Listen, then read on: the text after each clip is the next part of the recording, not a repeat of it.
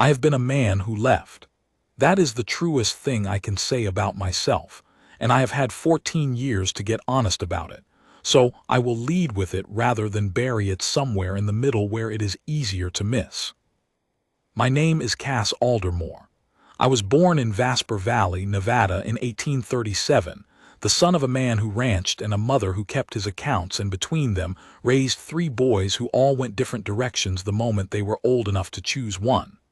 My brothers went south. I went north, eventually, then east, then north again, and then in circles for 14 years before I came back to the place where I should have stayed from the beginning. The place was the Crow Horse Operation, 2 miles south of Selder's Cross on the valley floor. The person I should have stayed for was Della Crow. I will tell you about both. Vasper Valley is a high desert basin in the Nevada interior, not the famous Nevada of the Comstock Lode and the great mining camps, though those were near enough that their noise reached us, but the quieter Nevada of grass flats and rabbit brush, and the particular cold that comes off the mountains in October and does not entirely leave until May.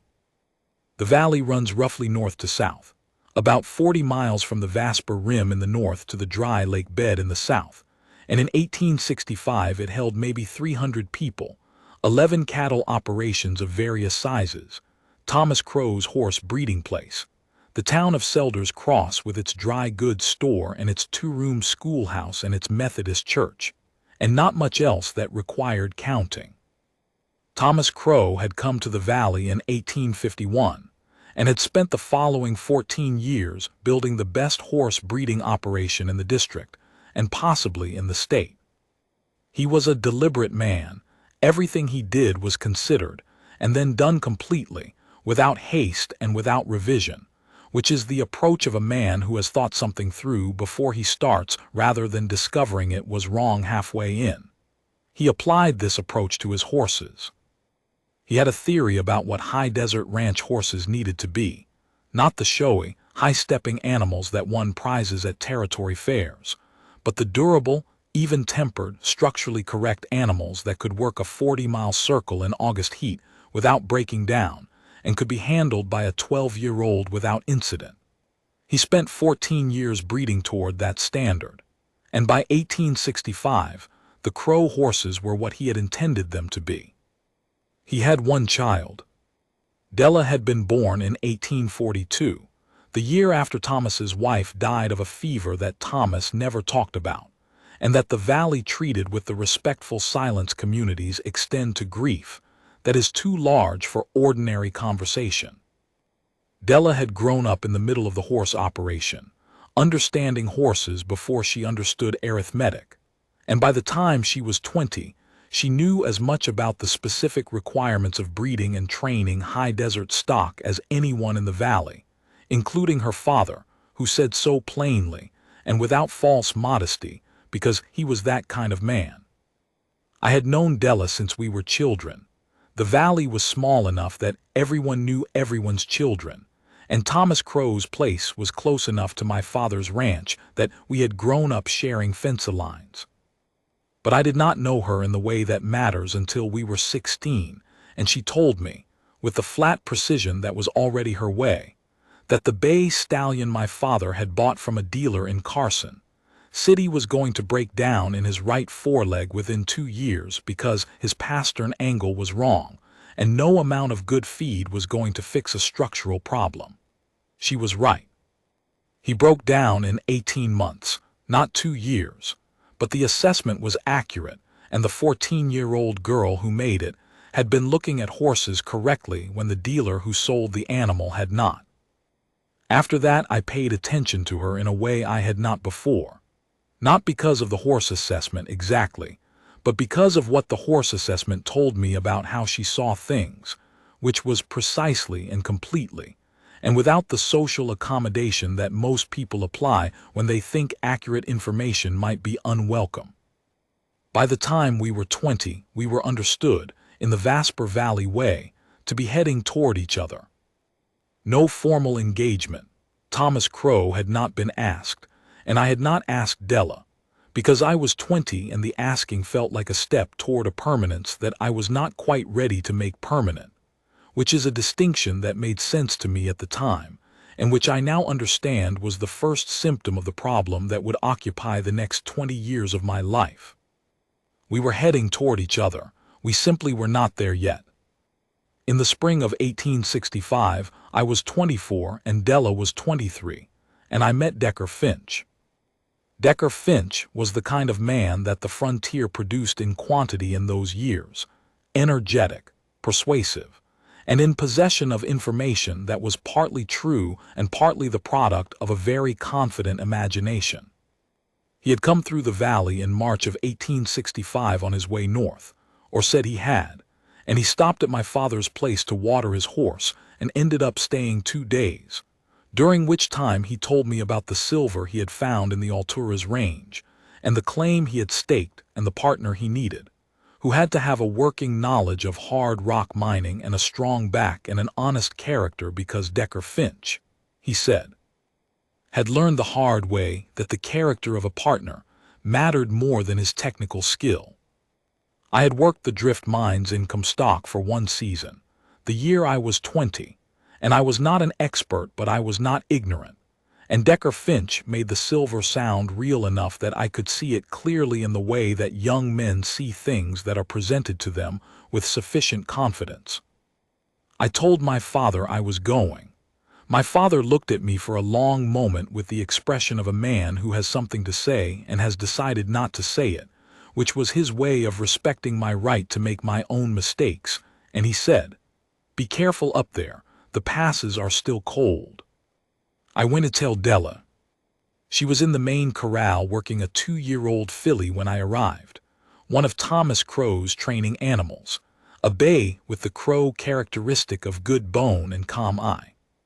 She kept working the filly while I told her about Decker Finch and the Alturas silver, which was the right thing to do, because stopping the work for news that did not yet merit stopping would have been a judgment call about the news's significance that she was not yet prepared to make. When I finished, she brought the filly to the rail and stood there looking at me. "When?" she said. "Tomorrow morning," I said. She was quiet for a moment. "How long?" "Decker thinks 1 season," I said. "I think it might be 2. 2 years," she said. "Not a question, just the number held up to be looked at." "Maybe less," I said. "If the claim is what he says it is, maybe considerably less." Della looked at the filly, who was standing quietly at the rail with the patience of a well-handled horse. "I won't ask you not to go," she said. "That's not something I'm going to do." "I know," I said. "But I want you to understand something," she said. "If you go, I'm going to keep running my life the way it needs running. I'm not going to stop doing what I do and wait for news. I'll be here when you get back, because this is where I live and this is what I do. But I won't be waiting in the sense of putting everything else on hold." "I know," I said again, and I did know, and I understood what she was telling me, and I went anyway, which is the action of a man who knows what he is being told and has not yet developed the wisdom to act on it. I left the next morning. My father's watch, a good brass-cased lever movement that he had brought west in 1849, was on the table beside Thomas Crow's front door when I walked past it on my way out. I left it there by accident, in the hurry of departure, and did not realize I had left it until I was 10 miles north of Selder's Cross. I told myself I would collect it when I came back in November. November came and I was not back. Neither was Decker Finch's fortune, exactly, though the silver was real, that much had been accurate. What was not accurate was the claim itself, or rather, the paperwork around it, which had a deficiency in the legal description that Harlow Sayers' lawyers found and exploited 18 months later, after Decker and I had done the work of 2 seasons. Harlow Sayer was a mining investor from San Francisco with lawyers and money and patience, and we were 2 men with a valid claim that had a deficient legal description. And in the territory of Nevada in 1866, that meant Sayer had the mine and Decker, and I had the education. I sent Della a letter in March of 1866, then another in October. They were honest letters. I told her the claim situation was complicated and the timeline had extended, which was accurate though not complete. I did not tell her how badly wrong it had gone, partly because I did not yet know the full extent of it, and partly because I was 25 years old and had not yet learned that the partial truth delivered in good time is better than the complete truth delivered after the damage is done. She wrote back twice. Her letters were what she was: factual, clear, warmer than the surface suggested if you read them carefully. She said that the filly I had watched her work was now a reliable training horse, and that Thomas Crow's hands were beginning to trouble him. She said the valley had a hard winter in 1866, and that 2 of the small cattle operations to the north had sold out and moved on. She said she was well. I came back in the spring of 1869, 4 years late, broke, and in possession of a thorough education in the ways a man can be legally robbed. Della was 27 when I came back. She opened the door, looked at me with those gray eyes, said I looked thin, and told me to come in and she would feed me. The meal she set in front of me at Thomas Crow's kitchen table was the best thing I had eaten since leaving, not because it was elaborate, which it was not, but because it was real and it was warm, and it was delivered without condition or calculation. She sat across the table from me while I ate and did not speak until I was done, and then she poured more coffee and looked at me and said, "Tell me." So I told her. The full account, Decker Finch's honest mistake and Harlow Sayers' dishonest advantage, and the 2 years of litigation, and the result, which was $40 and a good horse, and the knowledge that the legal description of a mining claim is as important as the mineral content.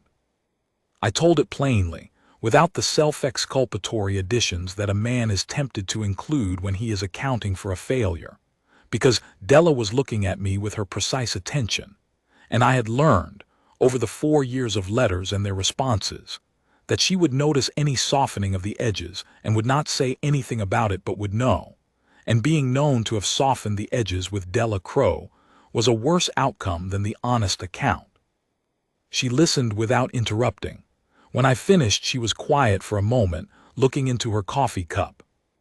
"What will you do now?" she said. "I'd like to stay," I said. "Work, be useful to the operation if Thomas will have me." She looked at her father's door, which was closed. Thomas Crow had gone to bed early in those years, his hands too stiff by evening to do much else. "He'll have you," she said. "He's been running slower for 2 years. He needs the help." "And you," I said. She looked at me.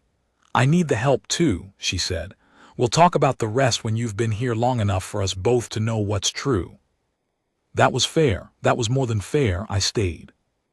Those 5 months, April through October of 1869, were the best I had in a long time, which I understood even at the time and did not fully value until later, which is how a man tends to understand good things. Thomas Crow put me to work immediately, the first morning, with the directness of a man who has no time for orientation periods. I was to work the young horses in the mornings under his direction, maintain the equipment and the corrals in the afternoons, and assist Della with whatever the operation required when it required it.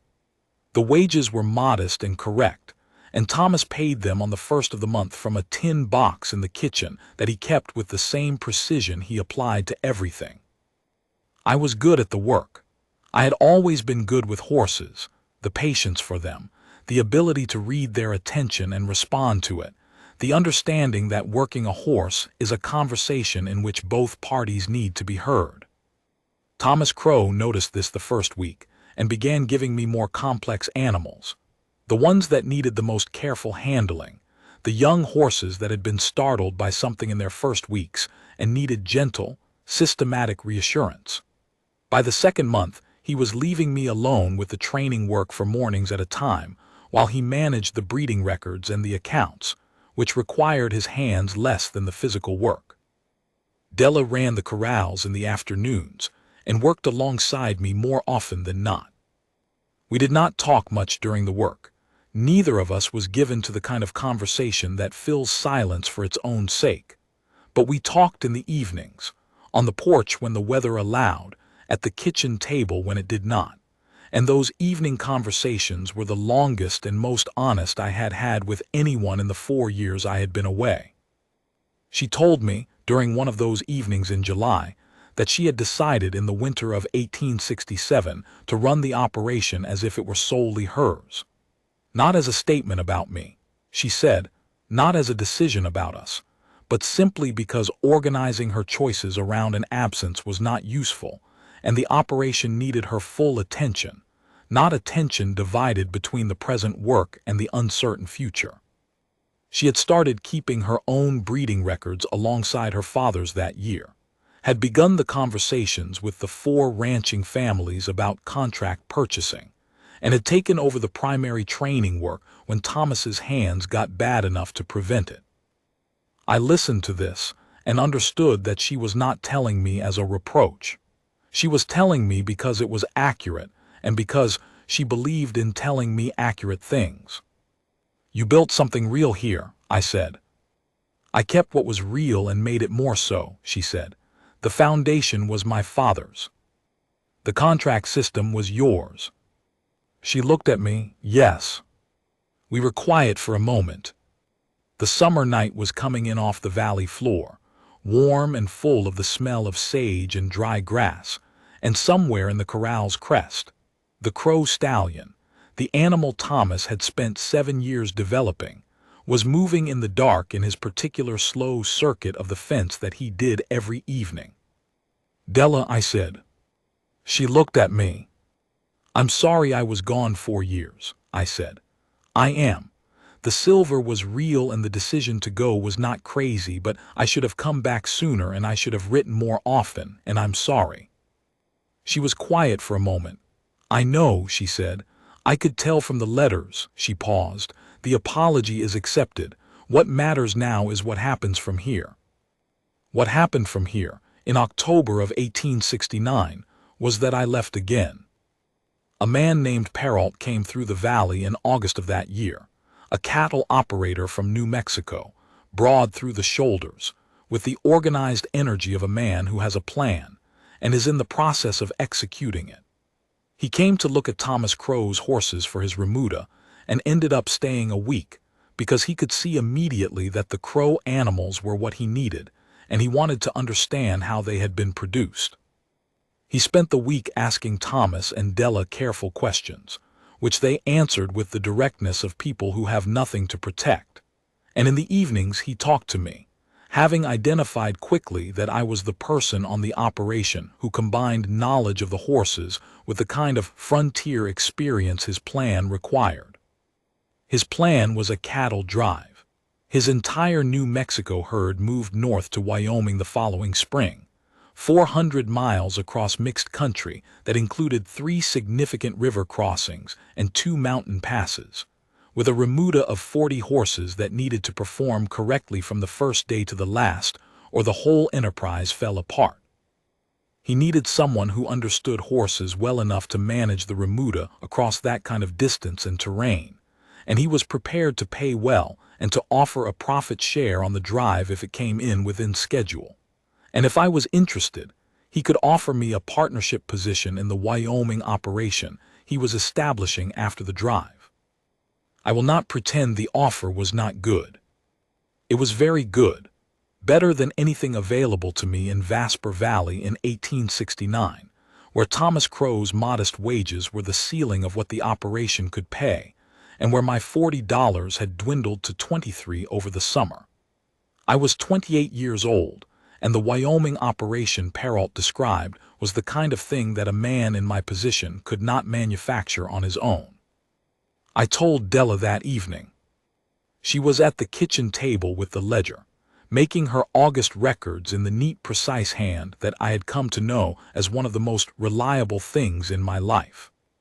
She closed the ledger and put her pen down and looked at me while I told her about Perrault's offer, and her face was completely composed, which told me nothing specific and everything general about what she was feeling.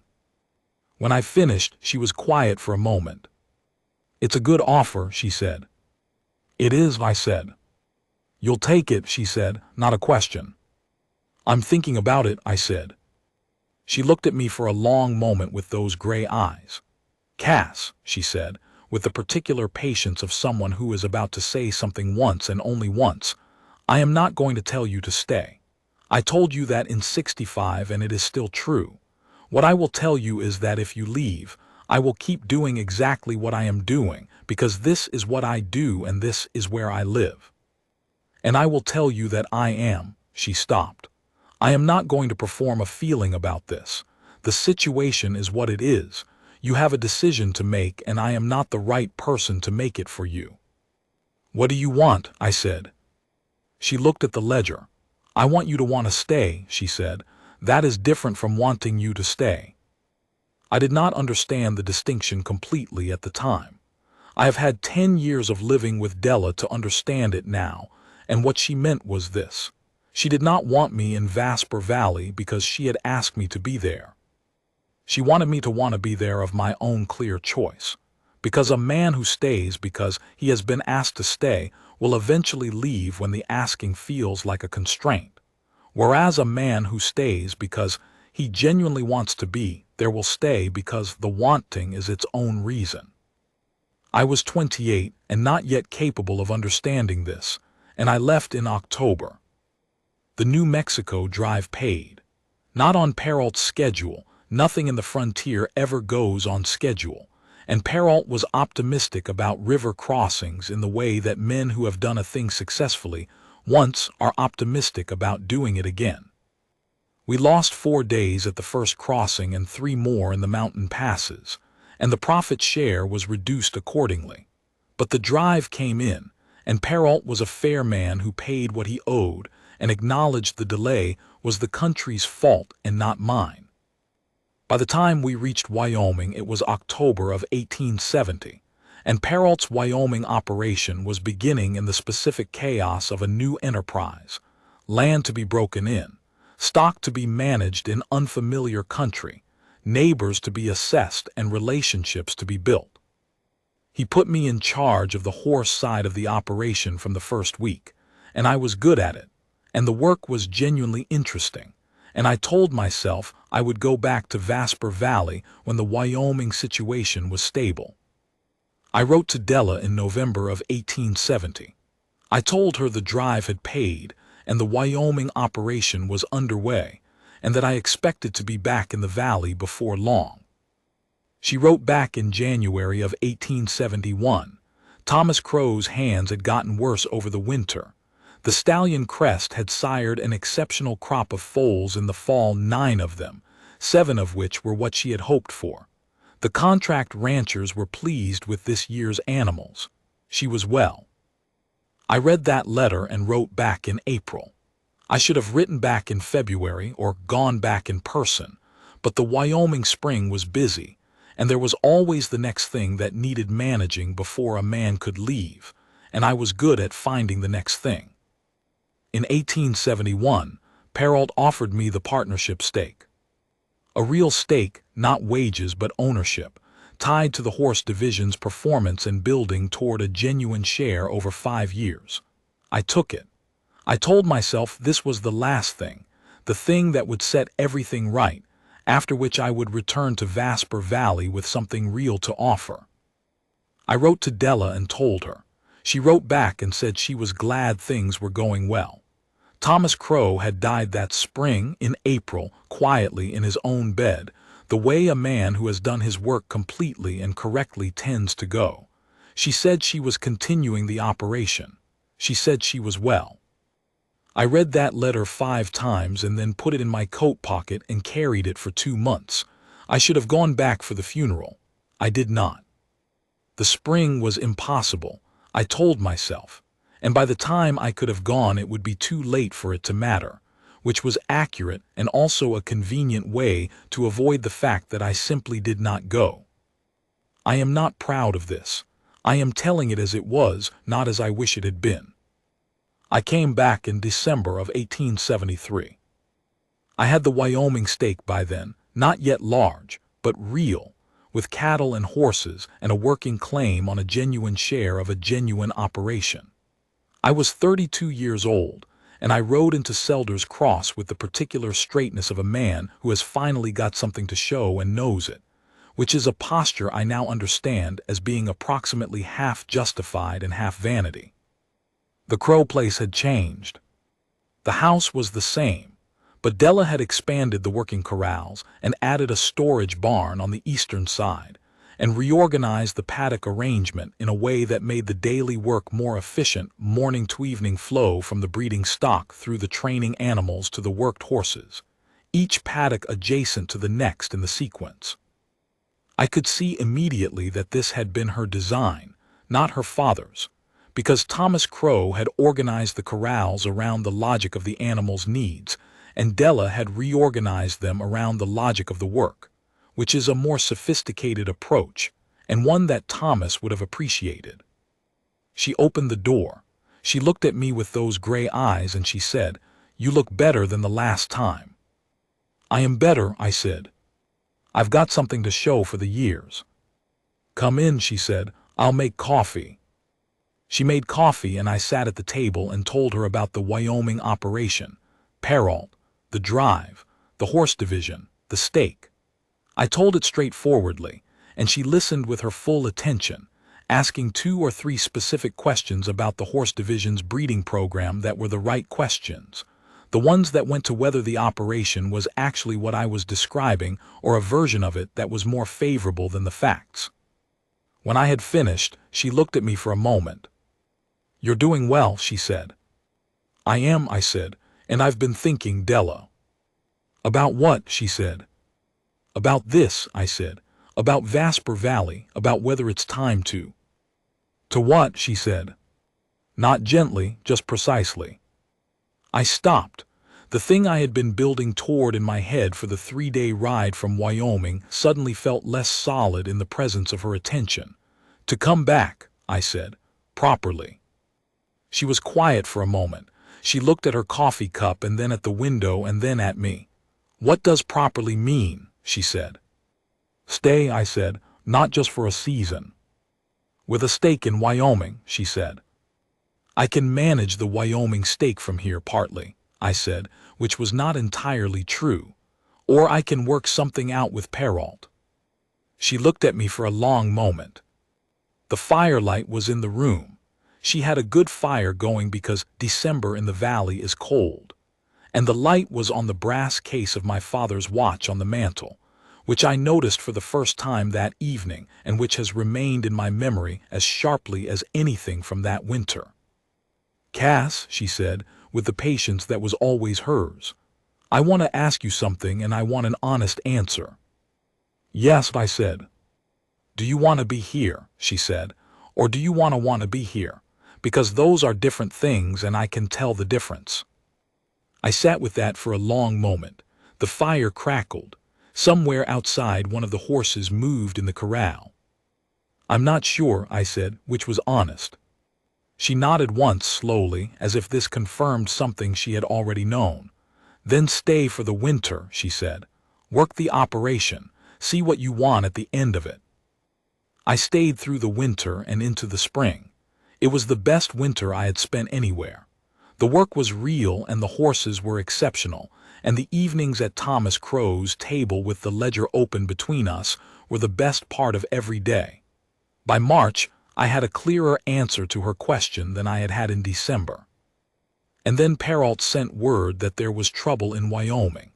The land dispute with the north neighbor had gotten worse, and the winter had cost them 11 head, and the market was going soft, and he needed me back for the spring. I told Della in April. She was in the corral with a yearling filly, doing the patient, steady work of a first handling session, and she did not stop when I came to the rail and told her. She kept working the filly, the quiet approach, the hand on the neck, the voice steady and low, and when I was done she brought the filly to the rail and held her there and looked at me. "When?" she said. "May," I said.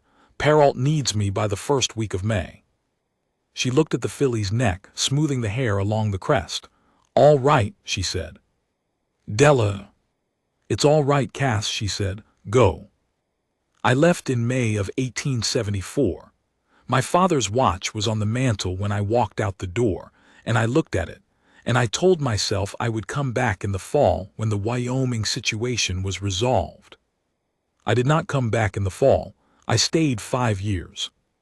5 years is a long time to tell yourself you are going back in the fall.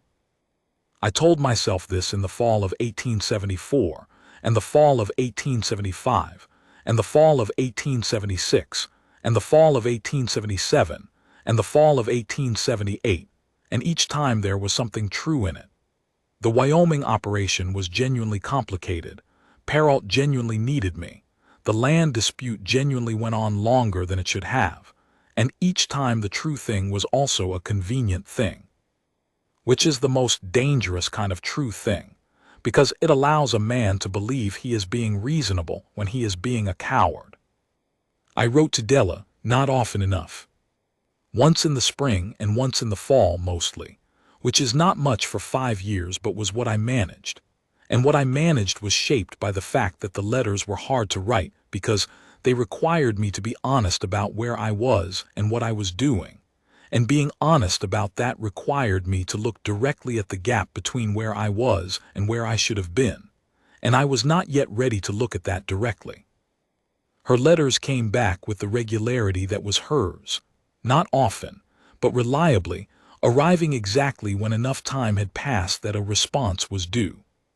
They were short and factual and warm in the specific undertone that I had learned to read, which was not a performance of warmth, but the warmth of a person who has decided to be honest about caring, without making it a burden on the other person. In 1875, she wrote that the stallion Crest had died in October. He had been 22 years old, which is a long life for a stallion who has worked as hard as Crest had worked, and he had gone quietly, which was right for him. She had kept his last foal, a gray colt born that spring, sired before the old horse's decline became clear, and she had named him Stillwater because he had the particular quality of collected energy that the name suggested. She believed he would be better than his father in most of the things she measured. I read that letter and thought about Crest, who I had worked alongside for one good summer in 1869, and about Thomas Crow, who had spent 7 years building the line that Crest represented, and about Della, who had kept it going alone through years I should have been there for. And I sat with those thoughts for a while and then put the letter in my coat and went back to the Wyoming work, which was what I did. In 1876, she wrote that Stillwater had proved her right. He was 2 years old and already showing the characteristics she had predicted, the balance, the temperament, the structural correctness that Thomas Crow had spent his life selecting for. She had 3 breeding mares confirmed for the following spring. The contract ranchers had added a 4th family to the list, a cattle operation in the Eastern Valley that had heard about the Crow horses from Kell, one of the original 4 buyers, and had come to look and had immediately put down a deposit on 2 animals. She was well. In 1877, she wrote that Stillwater's first crop of foals had arrived, 7 of them, 5 fillies and 2 colts, all of whom were what she had hoped for. The operation was the best it had ever been. She was well. That letter I read and then sat down on the table in the Wyoming bunkhouse and looked at the wall for a while. The operation is the best it has ever been. She is well. These were the facts of a woman who had built something real and was continuing to build it, and was not waiting for me in the practical sense, which is what she had told me she would not do in 1865, and had been faithful to ever since. I should have gone back then. I knew it when I read the letter. I told Perrault I needed to take a trip to Nevada, and Perrault, who was a decent man and knew the broad shape of my situation, said go. And then in the morning I was still in Wyoming because the fall gather was beginning, and the North Pasture situation with the neighbor was still not resolved, and I told myself there would be a better time. There was not a better time. There was the winter of 1877, and the spring of 1878, and the summer of 1878. And in August of 1878, Perrault died of a fever that took him in 3 weeks, quickly and badly, and I was with him at the end because there was no one else. He was a decent man.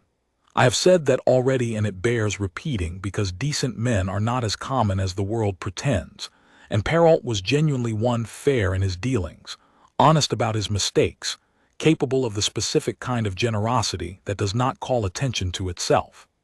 I sat with him through the last 3 days, and when he was gone I stayed through the funeral, which was attended by his son Cyrus and 2 neighbors and me.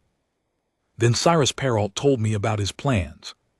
Cyrus was 26 and confident in the way of young men who have inherited something without having built it, and who do not yet understand the difference between those 2 conditions.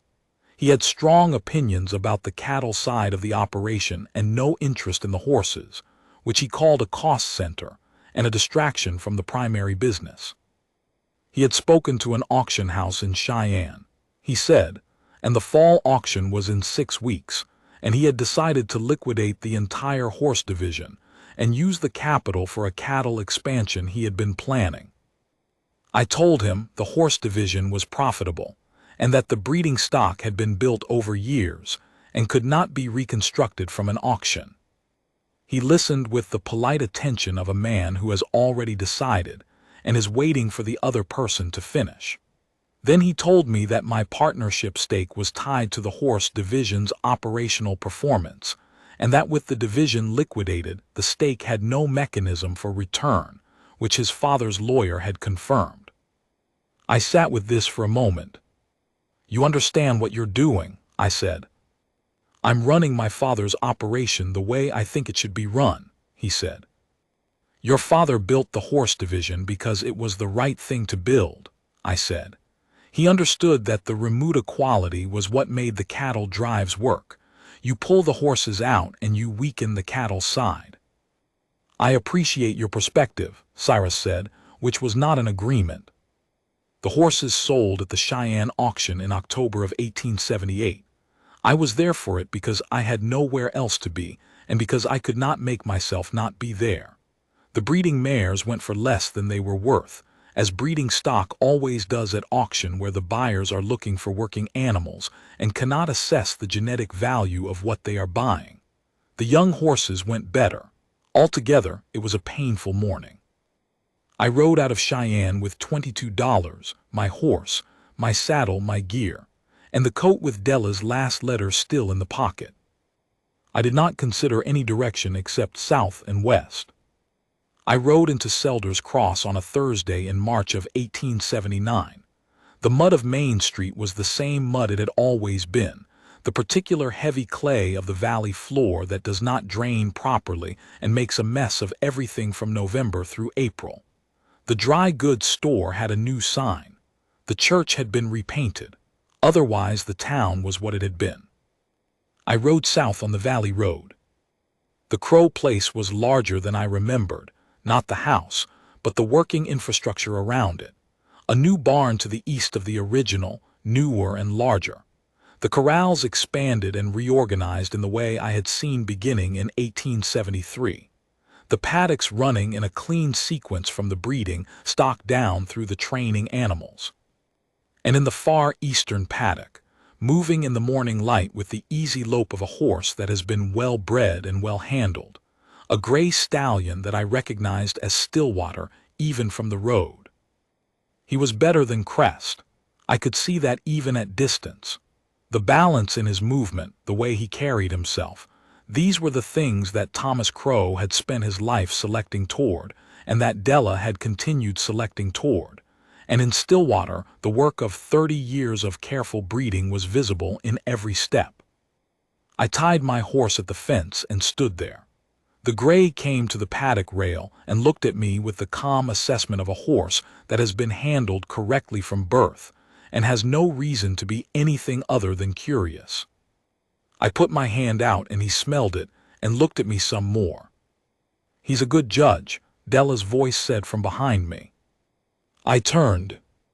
She was standing at the corner of the new barn with a halter in her hand, wearing the work clothes she always wore in the mornings, the practical dark dress, the worn boots, the hair pinned simply because pinning it simply meant it stayed out of the way. She was 38 years old and she looked like herself, which is the only way I know to say it. She looked exactly like the person she was, without the social presentation that most people put between themselves and the world. And seeing her after 6 years was like looking at something that had been in a room all along, and that I had simply not been standing in the right place to see clearly.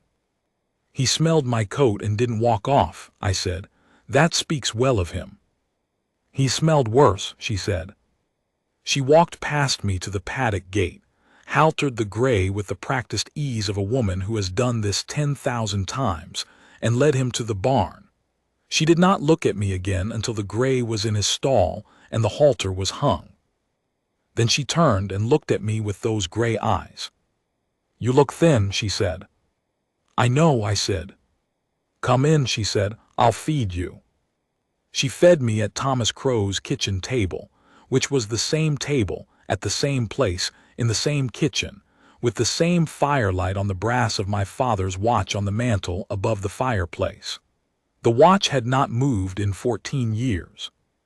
It was exactly where I had left it on the morning of my first departure, and the fact of it staying there, the deliberateness of it staying there, the choice that it represented in a woman who did not do things without choosing them, was something I understood more completely in that moment than I had ever understood it before. She set down salt pork and beans and cornbread and coffee, and she sat across the table from me and was quiet while I ate, and when I had finished she poured more coffee and looked at me. "Tell me," she said. I told her all of it, not the partial account I had given in 1869, the clean version that held the essential facts but softened the edges. All of it. Perrault and the drive and the Wyoming years and the stake and Cyrus Perrault's decision and the Cheyenne auction and the $22 and the coat with her letter still in the pocket and the fact that when I rode out of Cheyenne I had not considered any direction except south and west, because there was not any direction that was actually a direction except this one. She listened with her full attention. When I finished she was quiet for a long moment, looking at her coffee cup. "What do you want?" she said. I had been thinking about what I would say to this since Cheyenne. I had thought about it through the Utah desert and the Nevada interior and the Vasper Rim and the South Valley Road, and what I had arrived at was not a speech but a true thing, stripped of everything that was not true. "I want to stay," I said. Not the way I said it in 73. I mean I want to stay, work the operation, be here, not leave. I'm 42 years old and I have been riding away from this place in one direction or another since I was 24 and I am done riding away from it. "You have nothing left to ride toward," she said, not unkindly, just accurately. "That's true," I said, "but it's not the only true thing. The other true thing is that I have known since somewhere around 1870 that this was where I should be, and I kept finding reasons not to acknowledge it, and the reasons were all true as far as they went, and none of them were sufficient." I stopped. "I don't have a case to make, Della. I have a true account of a man who took a very long time to figure out what he actually wanted, and the true account is not flattering. And I'm giving it to you because you've always known when I was softening the edges, and I'm not going to do it this time." She was looking at me with that measuring attention. "The $22, she said. "Yes," I said. "You're not staying because you want to," she said. "You're staying because you have nowhere else to go." "Both things are true," I said. "In March I have nowhere else to go. By June I hope the second thing is more true than the first." I paused. "I'm asking you to let me show you the difference." She was quiet for what felt like a long time but was probably 30 seconds. Outside, one of the horses moved in the corral, the particular sound of a large animal shifting its weight in a familiar space, comfortable and unhurried. "I'm not going to take you in as a charity case," she said. "I have a running operation here and it runs because the work is done correctly every day. If you stay you earn your place. Same terms as anyone I'd hire first morning, no settling in period, real work from the beginning. Yes, I said. And you tell me the truth, she said, not the softened version. If you're thinking about leaving, you tell me before you leave, not with a note on the table. If something is wrong, you say so. If you don't know something, you say that too. She looked at me steadily. I've been doing the honest accounting in this arrangement for 14 years, and I'm not interested in continuing to do it alone. Yes, I said again, all of it. She stood up and began clearing the table. The back room is empty, she said. You can sleep there tonight. First light tomorrow, I want you to look at Stillwater's left foreleg. He's been favoring it slightly for a week, and I want a second opinion before I decide whether it's work or rest. I looked at the mantel. The watch was there in the firelight, its brass case warm with the glow of the coals. Della, I said. She turned. The watch, I said. Why did you keep it there? She looked at it for a moment, then she looked at me. Because it was yours, she said, and because I thought you would come back for it eventually. A pause. I just expected eventually to be sooner. She went to bed. I sat at Thomas Crow's kitchen table for a while in the firelight, looking at the watch and thinking about the word eventually, and what a woman means when she uses it. Not as a reproach and not as a forgiveness, but simply as a description of her own certainty, which is the most unnerving kind of certainty there is.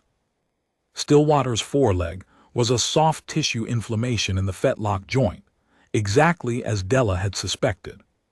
3 days of reduced work, a rotation to the softer footing in the south paddock, a liniment treatment morning and evening. I told her my assessment the next morning, showed her the point of tenderness, explained the treatment. She nodded. The vet said the same thing, she said. I wanted your read on the severity. Minor, I said. He'll be sound in a week if you manage the footing. Good, she said, and handed me the liniment and went to start the morning work. I started the morning work. It was not complicated in the beginning to simply do what needed doing. The Crow operation in 1879 ran on a schedule that Della had built over 15 years, and the schedule was logical and efficient, and the reasons for each element of it were visible in the results.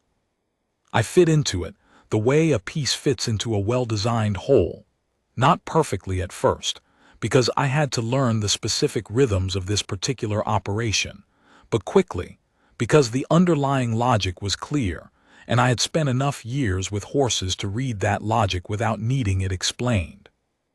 Della watched me in the first week the way she watched everything, with her full attention, missing nothing, saying little. I understood that she was assessing whether I was doing the work correctly, and I understood that this was right and fair, and I did the work correctly because it needed doing correctly and not in order to pass an assessment, which is a distinction I think she noticed. At the end of the first week, she told me the North Corral gate latch was loose. I went and looked at it. The latch had been propped with a stick by whoever had last managed the corrals, a functional solution that would fail on a cold morning when the stick swelled with moisture and wedged. I took the latch apart and rebuilt it with new hardware from the equipment barn, resetting the post and rehinging the gate so that it sat correctly. It took 3 hours. When I came in for the midday meal, Della looked at the gate and then at me without saying anything. But I saw her make a note in the ledger, which was how she recorded things that mattered to the operation, and I understood that the note was not about the gate. The weeks settled into a shape. First light in the corrals, moving through the breeding stock and the training animals in the sequence that Della's paddock arrangement made efficient. Each animal assessed, each condition noted, each issue addressed before it became a problem. Midday for the equipment work and the construction and the farrier work, which I began handling entirely when it became clear that I could assess the horse's feet more precisely than the farrier the valley used, and that Della had known this for some time and had simply been waiting for me to demonstrate it. Afternoon for the training work, which Della ran with the focused patience that was her characteristic. Each young horse worked to its stage of readiness, not pushed past it, the progress recorded in the ledger. evening for the ledger and the planning and dinner at Thomas Crow's kitchen table. This was the part of the day I had missed most, I realized, through all the years in Wyoming. Not a dramatic missing, not the sharp ache of a man pining for something, but the quiet, persistent absence of the thing that made the rest of the day make sense. Working with Della on the morning horses was good. Working through the ledger with her in the evening, planning the next breeding decisions and the training schedule and the contract renewals, was the thing that made the morning horses feel like part of something real rather than just work. She was teaching me the operations philosophy in those evenings, though she did not call it teaching. She talked about the decisions as she made them. Why this mare for this stallion in this season? What the foal assessments from 2 years ago said about the breeding direction? How the contract pricing related to the quality differential between the Crow horses and what the other valley operations were producing. It was the intellectual core of what she did, and it was more sophisticated than most of what passed for horse breeding in the Nevada interior, and listening to her work through, it was one of the most instructive things I have done in my life. One evening in the 5th week, she looked up from the ledger and said, "You're good at the farrier work." "I know," I said. "You're better than Holt," she said. Holt was the valley farrier. "Holt is good," I said. "He's not precise about angles." "No," she said, "he's not.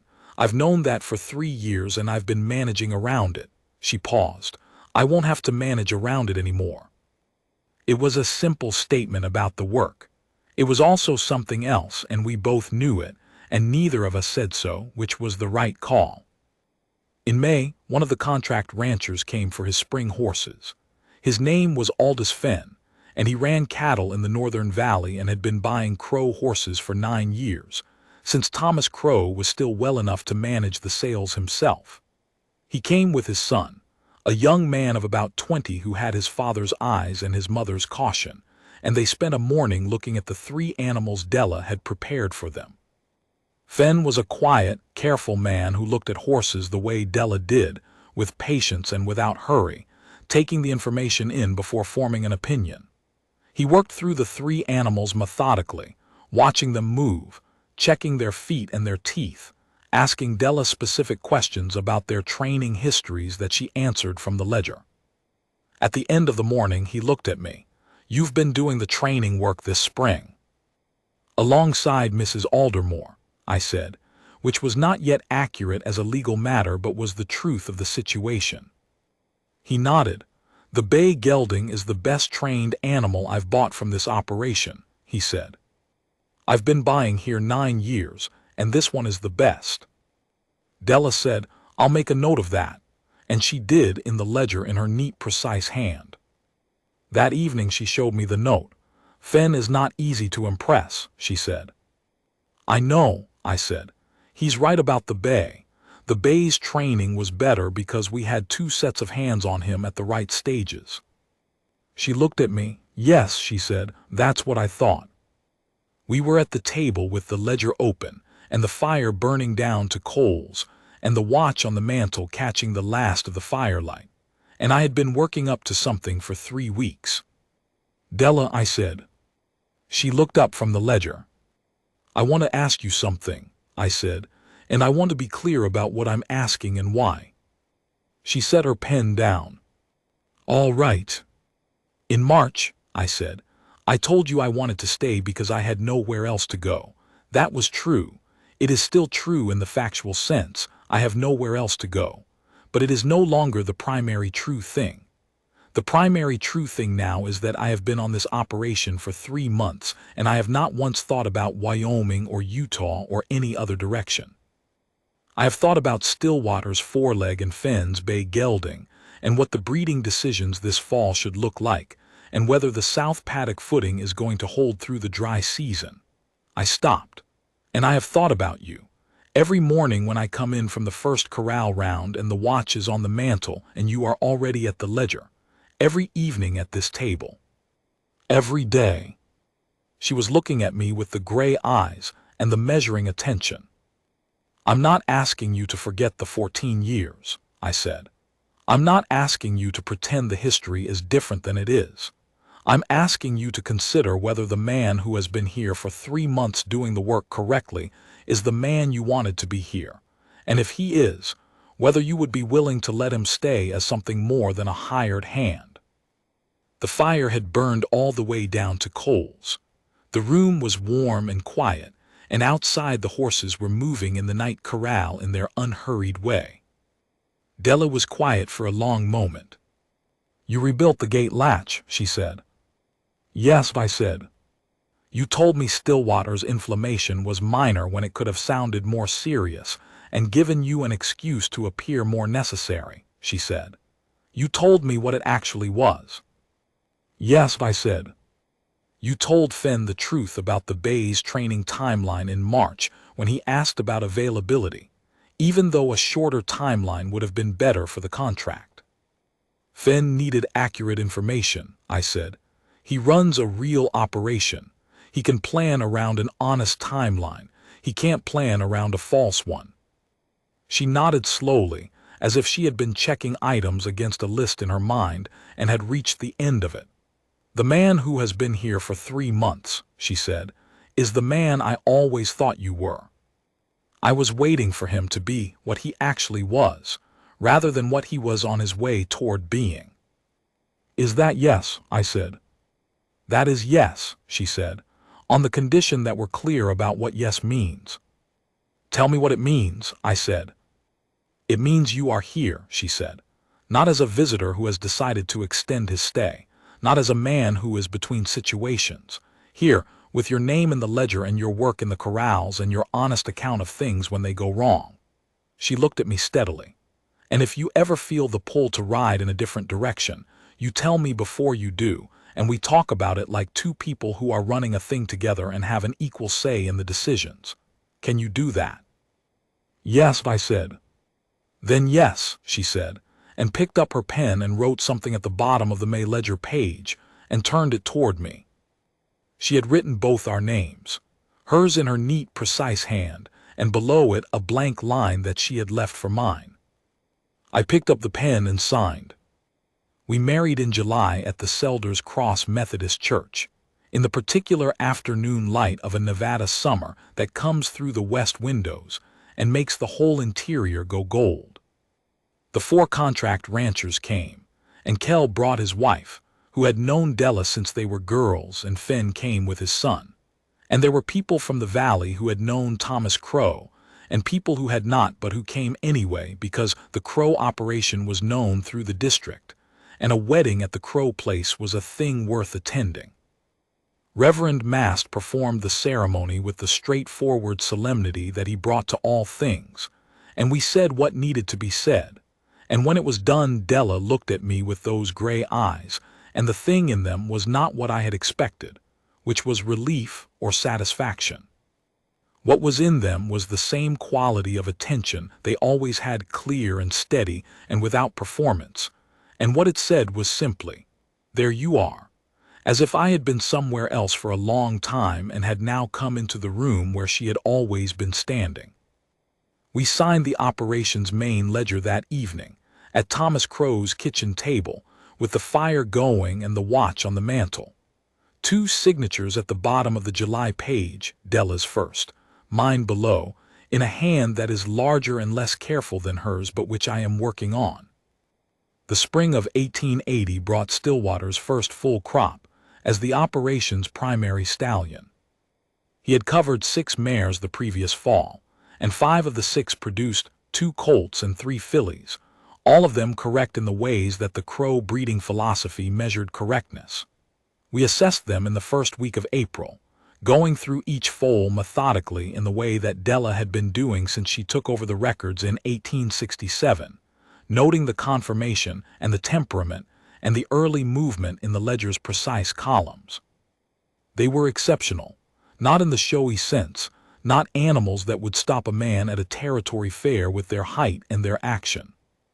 In the Crow sense, balanced, even-tempered, built to last, with the look in their eyes of horses that have been handled well from their first hours and have no reason to be anything other than calm and curious about the world. We ran them in the long eastern paddock on the third morning, in the early light, with the Vasper rim still in shadow to the east, and the valley floor catching the first color of the day.